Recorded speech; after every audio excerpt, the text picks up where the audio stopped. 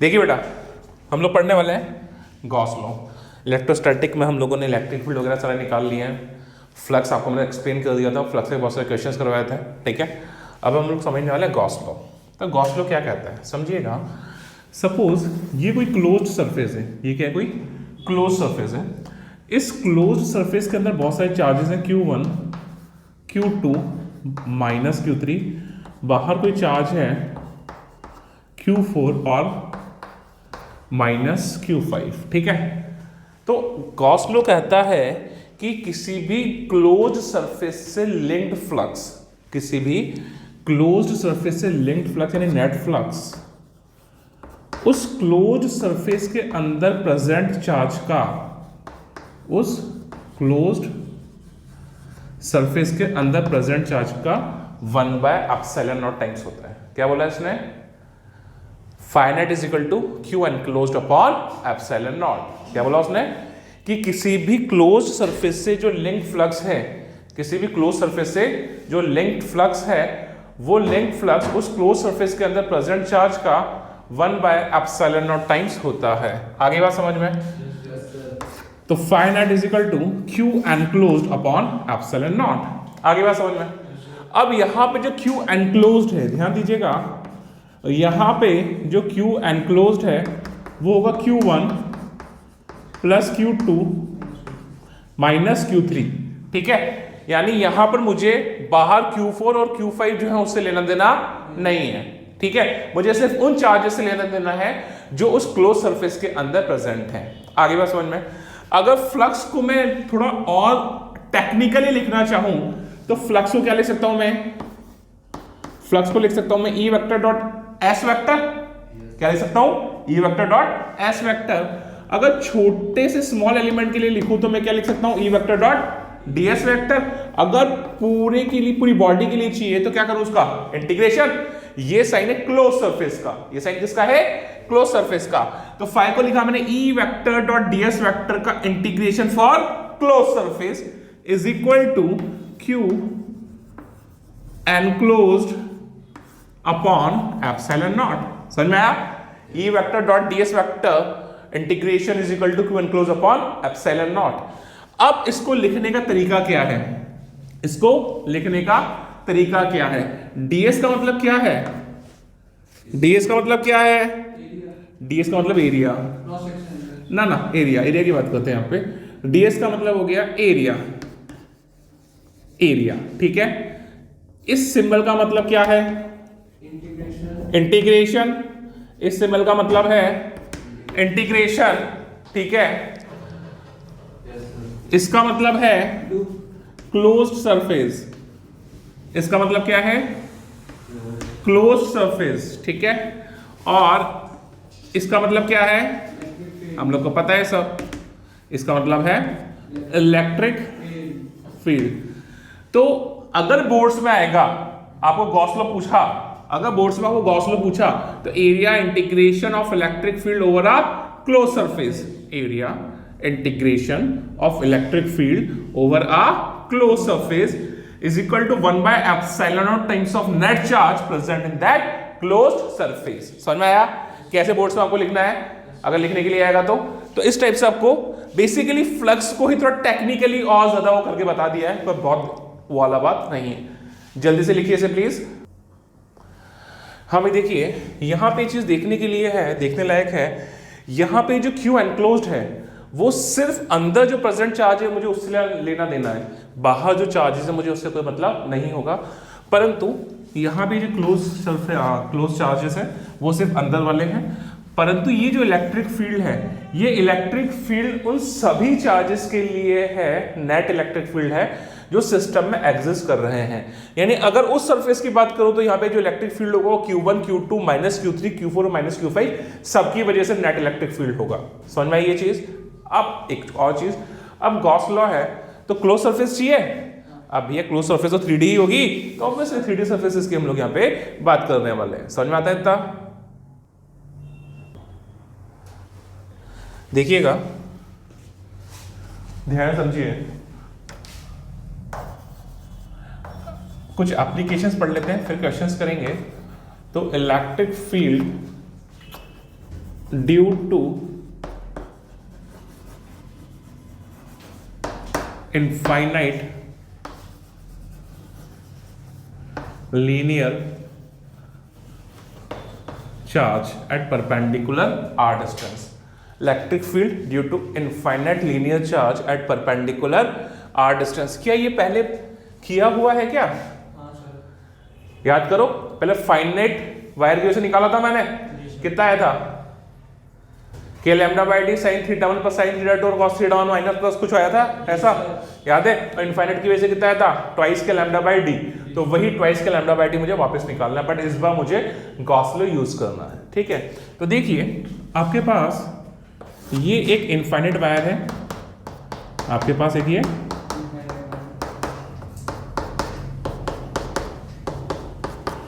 इस infinite wire की LCD जो है वो है लैम्डा। एलसीडी बोले तो लीनियर चार्ज डेंसिटी, यानी यूनिट लेंथ पर प्रेजेंट चार्ज कितना है? लैम्डा। आगे बात समझ में? मुझे क्या करना है? मुझे इससे परपेंडिकुलर आर डिस्टेंस पर इलेक्ट्रिक फील्ड निकालना है। मुझे क्या करना है? मुझे इससे परपेंडिकुलर आर डिस्टेंस पर इलेक्ट्रिक फील्ड फाइंड करना है। ठीक है, समझ में आ रहा है? परपेंडिकुलर आर डिस्टेंस पर इलेक्ट्रिक फील्ड फाइंड करना है। तो मैंने क्या किया? मैंने यहां पे एक हाइपोथेटिकल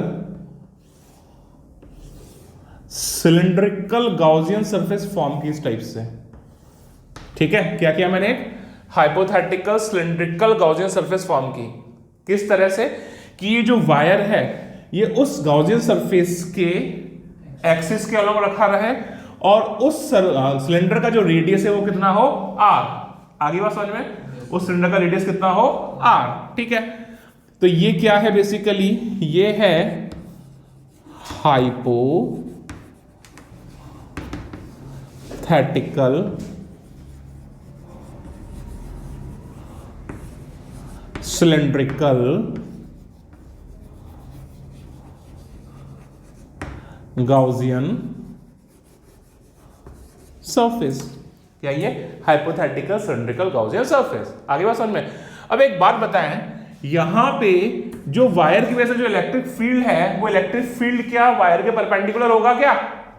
अरे याद करो, इनफाइनाइट वायर था, वहां पे भी समझाया था मैंने कि एक इनफाइनाइट वायर था, इससे परपेंडिकुलर आर डिस्टेंस मुझे निकालना था। तो मैं एक एलिमेंट यहां लिया, एक एलिमेंट यहां लिया, याद आ रहा है? तो इसकी वजह से जो डी आया था वो इधर आया था और इसकी वजह से जो डी आया था वो इधर आया था। तो इन दोनों के ये वाले कंपोनेंट्स तो ऐड हो गए थे और ये वाले कंपोनेंट इक्वल एंड अपोजिट होने की वजह से एक दूसरे को कैंसिल आउट कर दिए थे। तो अल्टीमेटली जो डायरेक्शन आई थी इलेक्ट्रिक फील्ड की उधर आई थी परपेंडिकुलर। याद आ रहा है? तो बेसिकली ये चीज मैं पहले भी एक्सप्लेन कर चुका हूं। तो इलेक्ट्रिक फील्ड जो है वो हमेशा वायर के परपेंडिकुलर होगा। ठीक है, अब एक बात बताओ, ये जो सिलिंड्रिकल गाउसियन सरफेस है, ये जो सिलिंड्रिकल गाउसियन सरफेस है, इस सिलिंड्रिकल गाउसियन सरफेस के पास कितनी सरफेसेस हैं जहां से फ्लक्स पास हो सकता है? 3 सरफेसेस हैं। बॉटल देना बेटा। अब जैसे ये है, आप इसे सिलेंडर एज्यूम करो। ठीक है, तो एक सरफेस तो ये वाली है, एक सरफेस ये कर्व्ड सरफेस है और एक सरफेस ये वाली डिस्क है। तो 2 तो डिस्क होंगी और एक कर्व्ड सरफेस होगा। आई बात समझ में? अब मैं अगर एरिया की बात करूं तो ये जो डिस्क है इसका एरिया वेक्टर कैसे लूंगा मैं? सरफेस का परपेंडिकुलर ऊपर। ये जो डिस्क है इसका एरिया वेक्टर कैसे लूंगा? सरफेस के परपेंडिकुलर नीचे। और ये जो कर्व्ड सरफेस है जहां भी ले रहा हूं मैं कर्व्ड सरफेस के परपेंडिकुलर लेने वाला हूं। आगे बात समझ में? इतना समझ में आता है? ठीक है, अब देखिए यहां पे मैं क्या कर रहा हूं, मैं 3 सरफेसेस डील कर रहा हूं यहां पे। अगर मैं ऊपर वाली सरफेस पे छोटा सा एलिमेंट लूं तो उस छोटे से एलिमेंट का जो डायरेक्शन होगा ds1 वेक्टर, क्या वो ऐसे होगा? बाकी बात है, अरे इस टाइप से है तो नॉर्मल के अलॉन्ग डायरेक्शन होगा। यहां पर अगर मैं छोटा सा एलिमेंट लूं इस टाइप से तो ये हो जाएगा उसके अलॉन्ग डायरेक्शन, उसका ds2 वेक्टर हो जाएगा। और अगर मैं यहां पे एक छोटा सा एलिमेंट डिस्कस करूं, यहां पे कंसीडर करूं, तो ये हो जाएगा ds3 वेक्टर। समझ में आ गया? वायर का जो इलेक्ट्रिक फील्ड होगा क्या वो हर जगह परपेंडिकुलर होगा क्या वायर से? अरे वायर का जो इलेक्ट्रिक फील्ड है वो हर जगह वायर से परपेंडिकुलर होगा क्या? जब वो परपेंडिकुलर होगा तो यहां पे जो इलेक्ट्रिक फील्ड होगा वो ऐसे होगा, यहां पे जो इलेक्ट्रिक फील्ड होगा वो ऐसे होगा और यहां पे जो इलेक्ट्रिक फील्ड होगा वो ऐसे होगा। वायर के परपेंडिकुलर होगा हर जगह पे। आगे बात समझ में? हमने जो गॉसियन सरफेस लिए, जो सिलेंडर लिया है, उसका जो लेंथ है वो कितना लिया है, एल लिया है। उसका लेंथ कितना लिया है, एल। समझ में आता है। अब देखिए इस गॉसियन सरफेस से जो नेट फ्लक्स पास होगा फाई नेट, वो क्या होगा, phi 1 plus phi 2 plus phi 3। क्या गलत लिखा क्या, अरे 3 सरफेसेस है यहां पे, तो यहां से जो फाई नेट हो गया वो हो गया integration of E vector dot D S 1 vector. First surface की बात कर रहा हूं, ठीक है। दूसरे के लिए हो जाएगा E vector dot D S 2 vector. तीसरी सरफेस के लिए हो जाएगा E vector dot D S 3 vector. समझ में आता है इतना। तो यहां से जो फाई नेट हो जाएगा, net flux overall close surface से ई और ds1 के बीच का एंगल बताओ मुझे, यहां पे कितना है, ई ऐसे है, ds1 ऐसे, तो ये एंगल हो गया 90। ई और ds2 दोनों सेम डायरेक्शन में, एंगल हो गया 0। ई और ds3 वापस से परपेंडिकुलर, तो यहां पे भी एंगल हो गया 90। तो ये हो जाएगा integration of E ds1 cos 90, ये हो जाएगा ई ds2 cos 0, और यहां पे हो जाएगा ई अगेन नीचे वाले के लिए cos 90। cos 90 कितना होता है, 1 तो नहीं होता, ठीक है। तो ये भी 0, ये भी 0, तो जो फाई नेट हो जाएगा वो हो जाएगा 0 प्लस ई कांस्टेंट आ गया बाहर, cos 0 हो गया 1, ये हो जाएगा integration of ds2 plus 0। ds2 क्या है, ds2 है कर्व सरफेस में छोटा सा एलिमेंट। इंटीग्रेशन ऑफ ds2 क्या होगा, कर्व सरफेस का एरिया। कितना होता है कर्व सरफेस का एरिया, 2 पाई आर एल होगा ना। अरे नीचे क्या है, रिंग है ना, रिंग को खोलो तो लेंथ कितना बना, 2 पाई आर। ये कितना है, एल। तो भैया एक तरह से स्क्वायर नहीं होगा यार, रेक्टेंगल बोल सकते हो, ठीक है। तो क्या होगा 2 पाई आर एल। तो यहां से जो आपके पास फाई नेट आ गया वो आ गया ई इंटू 2 पाई आर एल। इक्वेशन 1 डाल के छोड़ दिया मैंने, ठीक है। फाई नेट आ गया मेरे पास। एक बार बताओ क्यू एनक्लोज कितना होगा, क्यू एनक्लोज क्या था बेटा, क्यू एनक्लोज था गॉसियन सरफेस के अंदर प्रेजेंट चार्ज। क्यू एनक्लोज क्या था, गॉसियन सरफेस के अंदर प्रेजेंट चार्ज। यहां पे कितना चार्ज गॉसियन सरफेस के अंदर प्रेजेंट होगा, एक बात बताओ, सिलेंडर का लेंथ कितना है, एल है, वायर एक्सिस के अलग रखा हुआ है, तो यहां से लेके यहां तक जो वायर अंदर एग्जिस्ट करेगा उसका लेंथ भी कितना होगा, एल ही तो होगा। यूनिट लेंथ में कितना चार्ज बोला है, तो लैम्डा। तो अंदर जो एल लेंथ है उसमें कितना चार्ज होगा, एल लैम्डा। आगे बात समझ में, यानी मुझे यहां से बाहर के वायर पे कोई मतलब नहीं है, यहां से बाहर के वायर पे कितना चार्ज है मुझे कोई मतलब नहीं, मुझे सिर्फ क्यू एनक्लोज चाहिए। तो क्यू एनक्लोज क्या होगा, उसके अंदर जो वायर एग्जिस्ट कर रहा है, उसके अंदर जो वायर एग्जिस्ट कर रहा है, उस वायर पे जो चार्ज प्रेजेंट है उसको हम लोग क्यू एनक्लोज बोलेंगे। आगे बात समझ में। तो ये हो जाएगा एल इंटू लैम्डा, इक्वेशन 2 आया समझ में। गाउस बाबा ने क्या बोला, गाउस लॉ बोलता है phi net is equal to Q enclosed upon epsilon naught, ऐसा ही कुछ बोलता है। Phi net is equal to Q enclosed upon epsilon naught. तो फाई नेट कितना आ चुका है इक्वेशन 1 से, फाई नेट आ चुका है ई इंटू 2 पाई आर एल, ठीक है। क्यू एनक्लोज कितना आ चुका है, L lambda upon epsilon not. ये कैंसिल, ये कैंसिल, तो यहां से जो इलेक्ट्रिक फील्ड हो गया वो आ गया 1 upon 2 pi epsilon naught, 1 upon 2 pi epsilon naught lambda by R. अरे देख लो ना, 1 अपॉन 2 पाई नीचे चला गया, epsilon naught as it is है, लैम्डा एज इट इज है, आर नीचे चला गया। मैंने क्या किया, मैंने यहां पे अगर 2 से मल्टीप्लाई किया और 2 से डिवाइड कर दिया तो 1 अपॉन 4 पाई एप्सिलॉन नॉट कितना होता है, क्या होता है क्या, पक्की बात है। तो ये इलेक्ट्रिक फील्ड का जो मैग्नीट्यूड आ गया वो आ गया ट्वाइस के लैम्डा बाय आर। अरे वही तो आ गया, वहां पे कितना आया था, डिस्टेंस डी लिया था मैंने, तो ट्वाइस के लैम्डा बाय डी आया था, यहाँ पे ट्वाइस के लैम्डा बाय आर आएगा। अरे आंसर थोड़ा चेंज हो जाएगा, आंसर चेंज हो सकता है क्या। तो वहां पे हम लोगों ने इंटीग्रेशन की हेल्प से काम लिया था, यहाँ पे हम लोग गॉस लॉ की हेल्प से काम ले रहे हैं। समझ में आया सबको अच्छे से। हाँ बेटा चलिए नेक्स्ट एप्लीकेशन देखते हैं। Electric field due to an infinite non conducting, not conducting sheet या प्लेट, एक ही बात है। Electric field due to an infinite non conducting sheet. Infinite है, ये भी निकलवा चुका हूं क्या, ये भी निकलवा चुका हूं क्या? रिंग का इलेक्ट्रिक फील्ड निकाला था, रिंग का इलेक्ट्रिक फील्ड को यूज करके डिस्क का इलेक्ट्रिक फील्ड निकाला था। डिस्क इलेक्ट्रिक फील्ड में रेडियस को मैंने इनफाइनाइट डाला था तो कितना आया था, सिग्मा बाय 2 एप्सिलॉन नॉट। याद आ रहा है? तो आंसर वही होना चाहिए। ठीक है, कोई ना, देखते हैं। देखिए ये इस टाइप से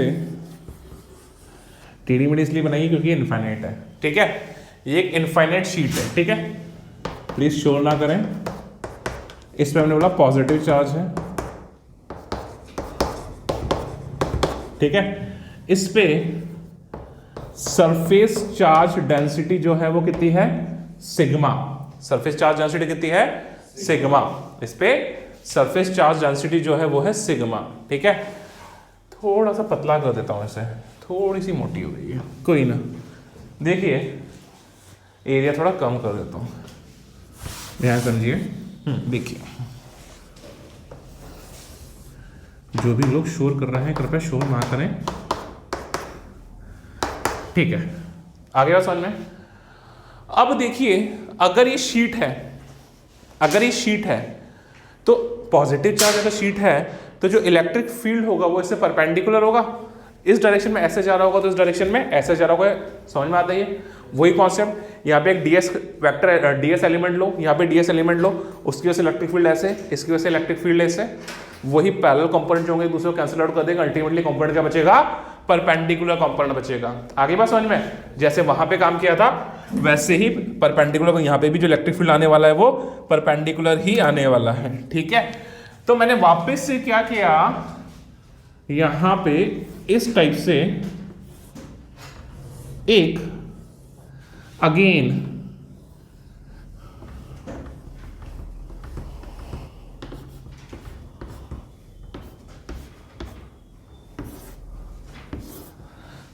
इस टाइप से again hypothetical cylindrical Gaussian surface assume की। क्या किया मैंने? Again hypothetical cylindrical Gaussian surface assume की जो इस शीट को पेनिट्रेट करती हुई दोनों साइड ऐसे निकल रही है। आगे बात समझ में? जो शीट को पेनिट्रेट करती हुई दोनों साइड इस टाइप से निकल रही है जैसे ये चौक है। समझ में आता है? ठीक है, तो बेसिकली ये क्या है, वापस से वही चीज, हाइपोथेटिकल सिलिंड्रिकल गॉसियन सरफेस। ठीक है, इस गॉसियन सरफेस का जो क्रॉस सेक्शन एरिया है, क्रॉस सेक्शन एरिया है वो कितना है, ए। गॉसियन सरफेस पर क्रॉस सेक्शन एरिया कितना है, ए। वापस से इसकी तीन सरफेस होंगी, दो डिस्क और एक कर्व सरफेस, दो डिस्क होंगी और एक कर्व सरफेस होगी। तो देखिए यहां पे अगर मैं छोटा सा एलिमेंट लेता हूं ऐसे, तो क्या ये होगा ds1 वेक्टर?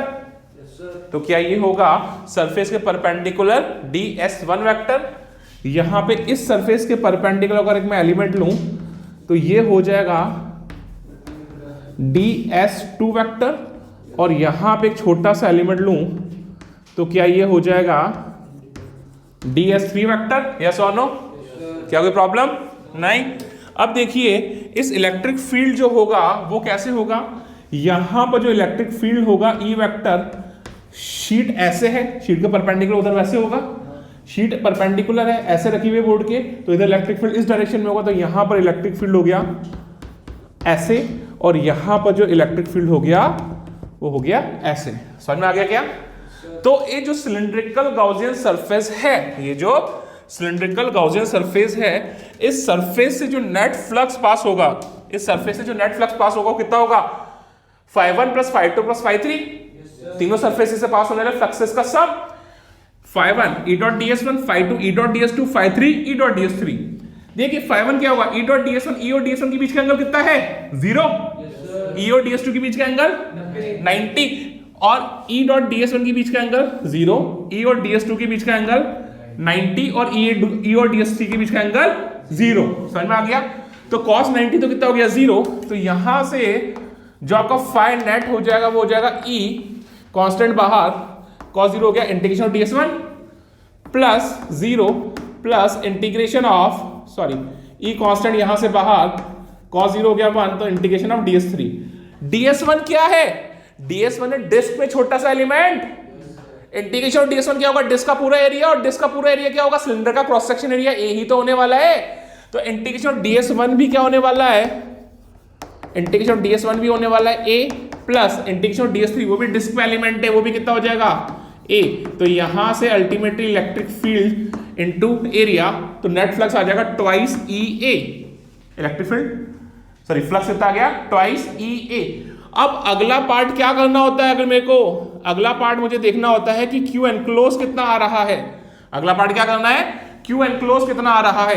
एक बात बताओ, इस गॉसियन सरफेस के अंदर शीट कितनी एग्जिस्ट कर रही है? ये मेरा गॉसियन सरफेस है, सिलेंडर है, सिलेंडर पेनिट्रेट करते हुए वैसा जा रहा, तो जो सिलेंडर का जो एरिया है ये वाला, वो एरिया जो सिलेंडर का एरिया है, उस एरिया में परपेंडिकुलर सिलेंडर के एक्सिस के परपेंडिकुलर अपना जो शीट है, तो ऑब्वियसली ए एरिया का शीट ही तो एग्जिस्ट करेगा अंदर। तो बेसिकली ये जो शीट है ये वाली, इसका एरिया कितना होने वाला है? अरे ए ही तो होने वाला है, पाई आर स्क्वायर। ठीक है, बट यहाँ पे क्रॉस सेक्शन एरिया ए दे दिया ना सीधा सीधा, तो बेसिकली ये वाला एरिया कितना होने वाला है? ए। यानी हाइपोथेटिकल गॉसियन सरफेस जो है उसके अंदर कितनी शीट एग्जिस्ट कर रही है? ऑब्वियसली ए एरिया की। यूनिट एरिया पे कितना चार्ज है? सिग्मा। तो इस ए एरिया पे कितना चार्ज होगा? Sigma into A. This is the equation 2। कोई प्रॉब्लम नहीं? आगे देखिए, तो गॉस बाबा ने क्या बोला? वो कहे थे phi net is equal to Q enclosed upon epsilon naught. Phi net कितना आ चुका है इक्वेशन 1 से? 2 times of EA। Q enclosed कितना आ चुका है? Sigma A upon epsilon naught. A से A कैंसिल हो गया, तो यहां से जो इलेक्ट्रिक फील्ड आ जाएगा वो कितना आ जाएगा? Sigma upon 2 epsilon not. समझ में आ गया? और ये जो इलेक्ट्रिक फील्ड होगा वो शीट के परपेंडिकुलर होना ही होना है।